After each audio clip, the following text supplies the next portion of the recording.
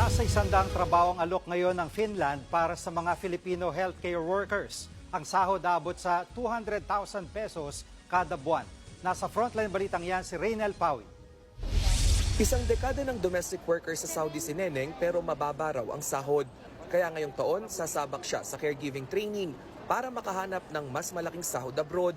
Hindi na kasi sapat ang 20,000 pesos na kinikita niya para sa pag-aaral ng kanyang 5 anak sa Mindanao. Po dito sa Pilipinas, may sahod naman po, hindi po kasya sa pamilya natin. Ba't tayo nag-iibang bansa? Kasi doon yung hahanapin natin yung malaking sahod para matustusan niyo po yung mga kakailangan po ng mga pamilya natin. Kung matatapos ang caregiving training, target ni Neneng na makapagtrabaho sa Finland. Aprobado na kasi ang Joint Declaration of Intent sa pagitan ng Pilipinas at Finland.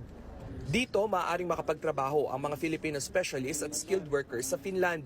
Sa sektor ng healthcare, naglalaro sa 2,000 to 3,000 euros ang sahod. Katumbas yan ng 130 to 210,000 pesos. We have recruitment services here in the Philippines already taking place by the private sector recruitment agencies, and I think that the numbers that they are looking at are among hundreds, not thousands at the moment. Pero paglilinaw ng Department of Migrant Workers, maglalabas sila ng guidelines para sa limitadong bilang ng mga healthcare professional na paliliparin sa Finland.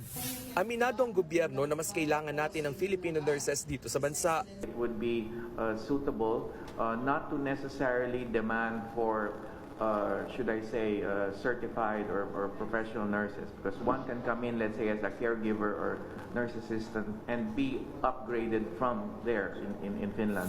Magbubukas din ng Finland sa mga skilled worker lalo na sa food and beverage industry. Ang sahod posibleng umabot sa 1,600 euros o 96,000 pesos.